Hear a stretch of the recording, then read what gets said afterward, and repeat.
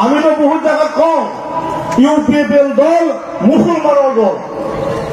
বহুবাৰ কৈছো, ডাঙৰ ডাঙৰ মঞ্চত কৈছো ইউপিপিএল দল, চিঞৰি চিঞৰি কৈছো আমাৰ মুছলমানৰ দল। আৰু বিটিআৰত কোনো তেনেকুৱা দল নাই যে আমি মুছলমানে এই দলত থাকি পেলাই আৰু কাম কৰিম।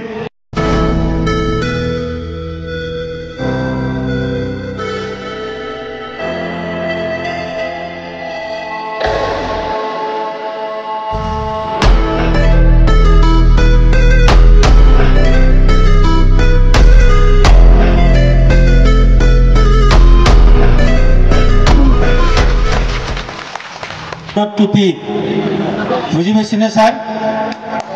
অলপ অলপ হাত চাপৰি বিচাৰিছে, আমিও বিচাৰিছো। ধন্যবাদ।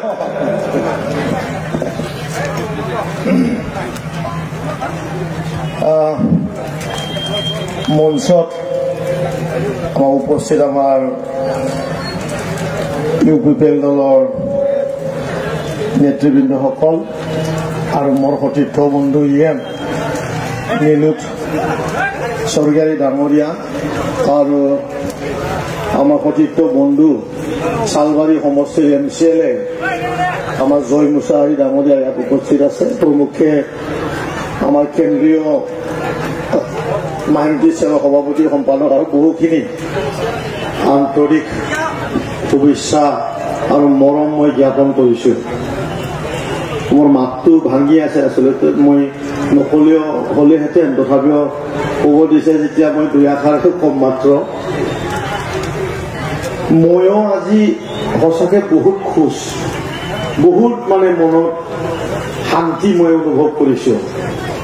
আৰু এইকাৰণে বহুখিনি প্ৰগ্ৰাম, আজি দিনজোৰা 8-10টা মিটিঙৰ প্ৰগ্ৰাম আছিল, সকলো মিটিং কেঞ্চেল কৰি আমাৰ নজৰুল ভাই যেতিয়া মোক মাতিছে, মই 1 ছেকেণ্ডৰ কাৰণেও না কোৱা নাই। আৰু ইয়াত চাইও মই বুজি পাই আছো আজি এই মঞ্চত কি এটা পৰিৱেশ। আজি সেই মাইনৰিটি সমাজক নেতৃত্ব দিয়া আমাৰ ইউপিপিএলৰ যি লিডাৰসকল ইয়াত আছে, বিভিন্ন পদবীত, তেখেতসকলৰ যি মনৰ যি সপোন, এই দীৰ্ঘদিন যোৱা 4.5 বছৰ একেলগে চৰকাৰ চলাৰ পিছত আজি আমি এইখন ঠাইত যি এটা সোণাৰ ঘৰ বুলি ক'লে ভুল নহয়, বা ভগৱানৰ ঘৰ বুলি ক'লেও নহয়, এটা পবিত্ৰ ঘৰ, ইয়াক আমি বাস্তৱ ৰূপ দিবলৈ গৈ আছো। এইটো আমাৰ সমগ্ৰ বিটিআৰ অঞ্চলৰ 9 লাখ আমাৰ মুছলিম ভাইসকলৰ কাৰণে এইটো ডাঙৰ এটা তোফা বুলি মই ভাবো। আৰু মই ভাবো যে যোৱা সময়ত প্ৰমোদ বড়ো ডাঙৰীয়াই আমাৰ মুছলমান সমাজক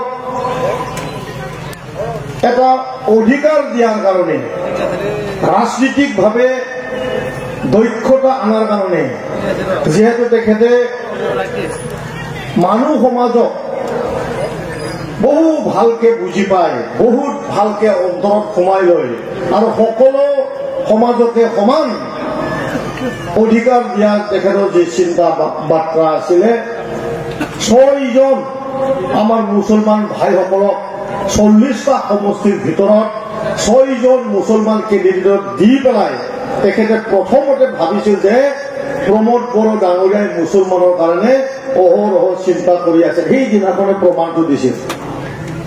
কিন্তু আমাৰ দুৰ্ভাগ্যৰ কথা, অলপ আমাৰ ইউপিপিএল দলৰ উপসভাপতি আমাৰ আব্দুল সৰকাৰ ডাঙৰীয়াক যোনটো কথা ক'লে যে আমাৰ এই 9 লাখ মানুহৰ ভিতৰতো আমি একেলগে 15,000 আমি ভোট দিব নোৱাৰো।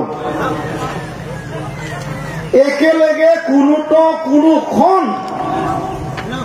এই 40টাৰ ভিতৰত এটা সমষ্টিত 15,000 ভোট নিদিয়ে মাইনৰিটিসকলে। কাৰণ 15,000 সিটত জিকা বহু সমষ্টি আছে, য'ত মাইনৰিটি বিলাকে 30,000, 28,000, 32,000, 42,000 লৈ আছে। এই প্ৰশ্নবিলাক আপোনালোকে এতিয়া ভালকে, কাৰণ প্ৰত্যেকটা দিনে নতুন সূৰ্য উঠে, আৰু সূৰ্যৰ লগতে সদায় নতুন দিন হৈ আহে। যোৱা দিন গ'ল, যি গ'ল আৰু পিছপিনে চাবলৈ নাই। এতিয়া আহি থকা সময়টো প্ৰমোদ বড়ো ডাঙৰীয়াৰ যি সপোন, মুছলমানসকলক অধিকাৰ দিয়াৰ যি সপোন, যে আজি 5টা ডিষ্ট্ৰিক্টৰ 500 যোনটো হজ যাত্ৰাৰ যি ভৱন, আৰু আহি থকা সময়ত মুছলমানসকলক ৰাজনীতিকভাৱে অধিকাৰ দিয়াৰ যি সপোন, এই সপোনটো আপোনালোকে বাস্তৱ কৰাৰ কাৰণে চবেই কিন্তু অহৰহ ৰাখিব লাগিব। আমিতো বহুত জেগাত কওঁ UPPL দল মুছলমানৰ দল, বহুবাৰ কৈছো, ডাঙৰ ডাঙৰ মঞ্চত কৈছো UPPL দল, চিঞৰি কৈছো আমাৰ মুছলমানৰ দল। আৰু বিটিআৰত কোনো আৰু তেনেকুৱা দল নাই যে আমি মুছলমানে এই দলত থাকি পাই আৰু কাম কৰিম। বিগত 17 বছৰত BPFৰ লগত থাকি মুছলমানসকলে যি পাবলগীয়া আছিলে চব পাইছে, যি বুজিব লগা আছিল চব বুজি পাইছে, আৰু বুজিব লগা নাই। এইকাৰণে কৈছো ইয়াত কোনো তালা চাবি নাই, ইয়াত কোনো হাত নাই, তেখেতসকলৰ চৰকাৰ গঠন কৰাৰ কোনো কাম নাই।